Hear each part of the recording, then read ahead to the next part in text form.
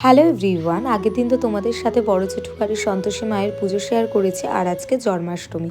প্রত্যেক বছর মাই মন্দিরে এসে গোপুদেরকে স্নান করায়। এবছর মার অসুবিধা থাকার কারণে মা মন্দিরে আসতে পারেনি। আমি মন্দিরে এসে গোপুদেরকে স্নান করাচ্ছি। অবশ্য মা পাশেই ছিল, পাশ থেকে সব কিছুই বলে দিয়েছে কীভাবে কী করতে হবে। গোপুদেরকে ভালো মতো স্নান করিয়ে গা মুছিয়ে এখন ওদেরকে নতুন ড্রেস পরাবো। আর এই ঘাগরাগুলো মা সন্তোষী মার পুজোর আগেই কিনে রেখেছিল পরাবে বলে। আর আমি যখন ঘাগরা পরাচ্ছিলাম প্রথমে তো ভীষণই টেনশন করছিলাম, কারণ আমি কোনোদিনই ঘাগরা পরাইনি, কিন্তু পরানোর পর গোপুদেরকে ভীষণ মিষ্টি লাগছে। তারাও তোমাদের সাথে শেয়ার করছি, দেখো তো কেমন লাগছে আমাদের গোপুদেরকে। আর এখানে মেজো তালের বড়া আর মালপোয়া করছে। কালকে জন্মাষ্টমী উপলক্ষে যেহেতু অন্নভোগ দেওয়া হবে ঠাকুরকে, তাই এখানে দিদুন সব সবজিগুলো কেটে রাখছে। আর আজকে জন্মাষ্টমীর সাথে সাথে মনসা পুজোও পড়েছে। নিচে এসে দেখছি কুলো নিয়ে এসেছে। কুলো নিয়ে যাওয়ার পর ওপরে গিয়ে আমি কেক বানাতে শুরু করি, কারণ আজকে জন্মাষ্টমীতে লোকনাথ বাবা আর গোপুর জন্মদিন বলে কথা। তাই আমি তালের কেক বানাচ্ছি, আর মেজো করছে তালের পাটিসাপটা। তারপর আমি কেকটা ওভেনে বসিয়ে রেখে মন্দিরে এসে গোপু আর লোকনাথ বাবাকে ধান দুব্য দিয়ে আশীর্বাদ করলাম।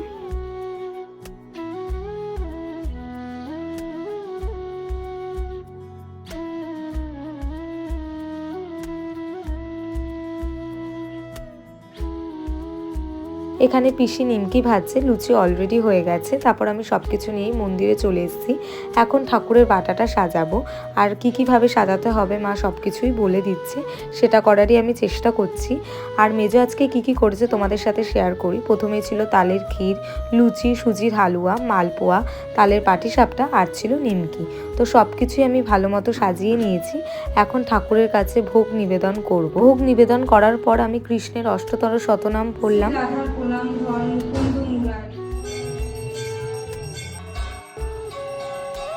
পুজো হয়ে যাওয়ার পর সব প্রসাদগুলো এখন মন্দিরের ছাদে রাখা হয়েছে। এখন আমি প্রসাদ খাবো। সারাদিন তো জলের ওপরই ছিলাম।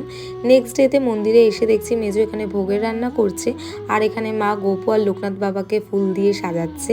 আজকে যেহেতু ঠাকুরকে জন্মাষ্টমী উপলক্ষে ভোগ দেওয়া হবে, তার জন্যই আজকে কিন্তু আমিও একটু সেজেছি, মাথায় ফুলও লাগিয়েছি। আর এখানে পিসি পুজোর জন্য ফল কাটছে। এখানে ভোগের রান্নাও হয়ে গেছে। চলো তোমাদের সাথে এক ঝলকে শেয়ার করে দিই কী হয়েছে।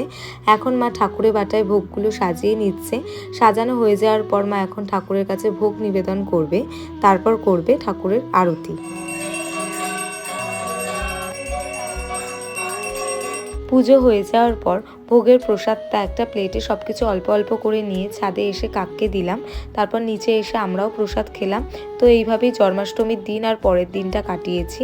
তো এই ব্লগটাকে এখানেই এন্ড করছি। So by.